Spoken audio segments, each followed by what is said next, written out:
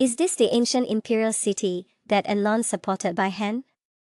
What is the difference between the ancient imperial city and the imperial pass? Is the light and shadow in Ning Chuan's true blood really the imperial pass? It's truly the biggest special episode.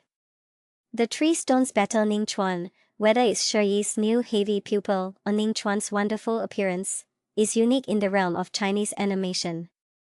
There's no need to talk much about the fight effects. The battle between the Three Stones and Ning Chuan showcases the fame of sinful blood. When Shiyi's heavy pupil opens, it's like Yangjian, Ning Chuan descends from the sky, just like one of the four heavenly kings. The scene where Yangjian beats up the four heavenly kings, every frame is burning money. When Shahao meets Qin Hao, the tears in the corner of his eyes are also meticulous. But this is just the appetizer. The next episode is the real heavyweight plot, with Mo Shi going online to kill Ning Chuan. But do you know? This is actually an original plot of the animation. In the original novel, Shi completely suppresses Ning Chuan's spirit body and then directly opens his chest with his true blood, and then Ning Chuan goes offline briefly. However, in the animation, Ning Chuan, this diamond fifth wheel, manages to hold on until next week, but it can also be understood that Ning Chuan's spirit body has not even used the 6 supreme strings yet, so ending it here would be too hasty. In the latest episode, the most criticized aspect is the display of the so-called Imperial Pass. After the Three Stones killed Ning Chuan's spirit body, Shahao saw the expedition of the Imperial Pass through his true blood. The ladder outside the city wall is even jokingly referred to as an lance means of attack. It's worth mentioning that, in the original novel, Shahao did not see the Imperial Pass through Ning Chuan's true blood. The first time he saw this scene was actually on the black ancient ship in the void of the immortal antiquity. And it's necessary to clarify that this place is not the Imperial Pass, nor is it Ping'an County, it's the ancient imperial city, also known as the Old Imperial Pass. First of all, according to the introduction in the animation, the border wilderness 7 kings in the city were blessed by various races, bestowed with lineage legacies by the heavens, to honor their immortal achievements. This is also the origin of the sinful blood mark on the foreheads of the Three Stones. However, it's worth mentioning that the blessing of sinful blood only took place in the ancient imperial city. Therefore, the scene presented in the animation is indeed the Old Imperial Pass, and the period when they were crowned kings is also very ancient, belonging to the end of the ancient era and the beginning of the chaotic era. The Battle of the 3,000 States in Perfect World has begun, and the most exciting part of it is undoubtedly the battle between Shahao and his 2 brothers against the 6th crown king, Ning Chuan.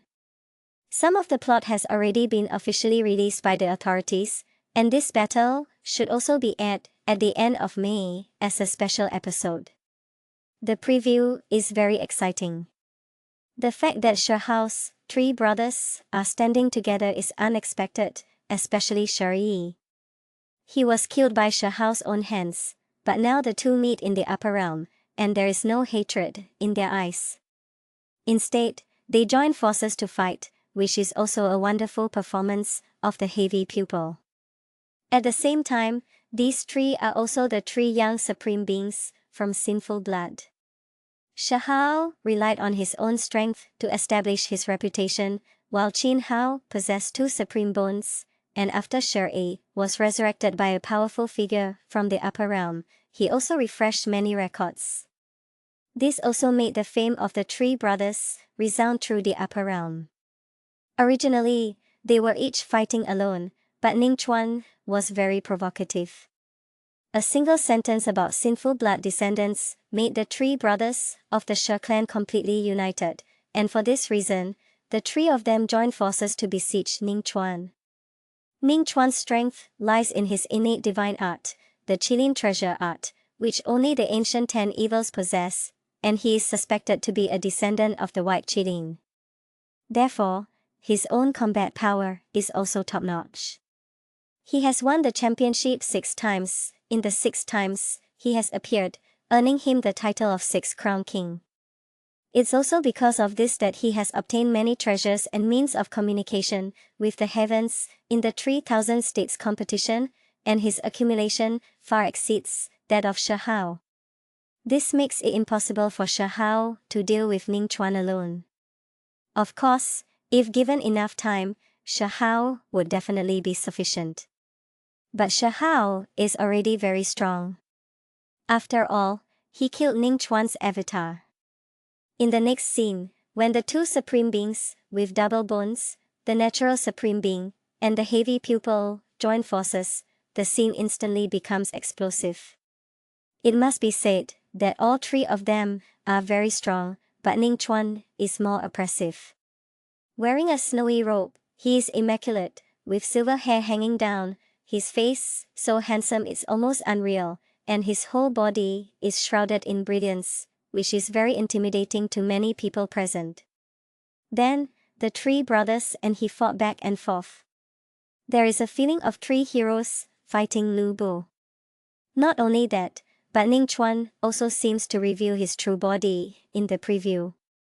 Although Shahao possesses the Kunpeng treasure art, he does not have this bloodline, but Ning Chuan has truly transformed into one of the 10 ancient evils. A huge Qilin true body appeared in front of the three brothers, which was really shocking, and the three brothers did not flinch, bravely rushing forward. Shahao also completed the final kill through immunity to magic power, and Ning Chuan's spirit body was destroyed. His true body was also much lower key afterwards, but it was also because he desired power, and he later became corrupted. He was not a good person in the first place, and according to his original talent, becoming an immortal king would be very easy for him. There is also Shahao's theatrical version of the design, which is also the design of his marriage to Huiling, because there are many red clothes on his body, which looks particularly festive. Indeed, in the theatrical version, after he and Huiling pushed back the celestial tribe, the two of them married under the fire mulberry tree, which is really something to look forward to. It seems that there are still many big moves in Perfect World in May. Today, let's talk about the teammates that Shahao had in the Immortal Valley. This Immortal Valley is simply a carnival holy land for the Tenjia, where all kinds of freaks and Tenjia gather. As for our protagonist Shahao, although he doesn't have the protection of any orthodoxy, he has a reliable team of teammates in the Immortal Valley. First of all, let's talk about Chao Yusheng and Tying Jade Rabbit, the core members of the barbecue trio. As soon as Shahao entered the Immortal Valley, he encountered them. During their time in the Immortal Ancient, they feasted on various non-human creatures from different tribes, earning them the nickname, Three Demonic Kings of the Immortal Valley. When those non-human races saw them, they all avoided them, fearing being roasted and eaten. This adventurous experience deepened their friendship, making them sworn brothers in life and death. Next, let's talk about Qingyi. This young lady was Shahao's partner, agreed upon at the Celestial Academy. In the Immortal Valley, they joined forces to hunt down the descendants of the Immortal Palace, resulting in them being roasted and eaten, which was truly laughable and lamentable. Moreover, Shahao helped Qingyi escape from the entanglement of Yuanchan several times, leading to a rapid escalation of their feelings.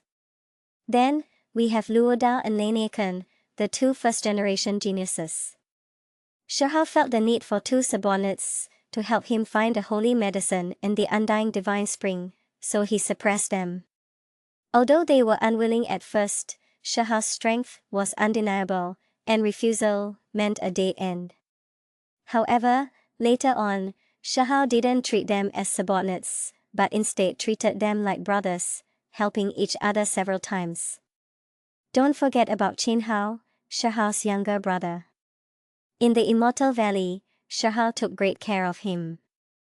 Although Qin Hao was a bit arrogant and always wanted to compete with his brother, Shahao didn't mind. The two brothers teamed up to kill a spiritual body of Ning Chuan, the 6-time champion, and together they braved the dangers of the savage nest. The most unexpected was Shuri. In the Immortal Valley, after Shirhao and Shuri met, instead of erupting into a big battle, the three brothers of the Shir clan united. Actually, Shuri helped Shirhao, not because of Shirhao himself, but because he was also a member of the Shir clan. Those arrogant descendants of the major sects despised the descendants of the sin-blooded clan, and hearing them call each other by that name was unpleasant.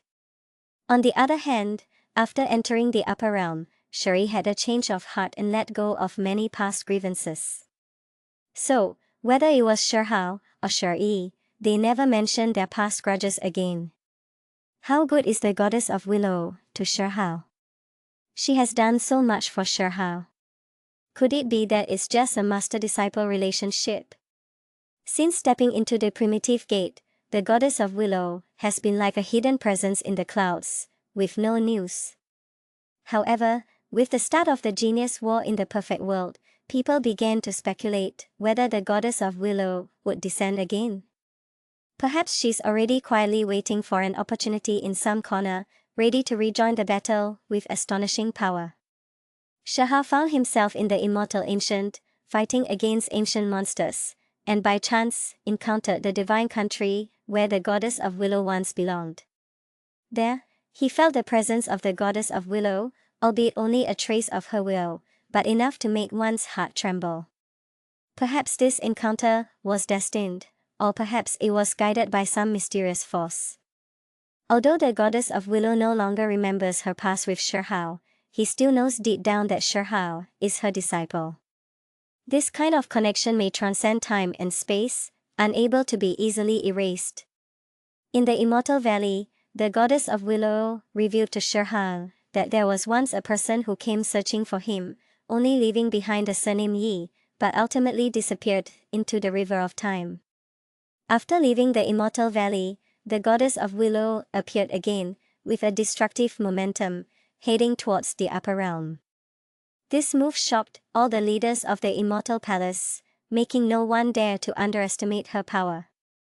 Although she was only a wisp of battle intent at the time, it was enough to shake the heavens and the earth.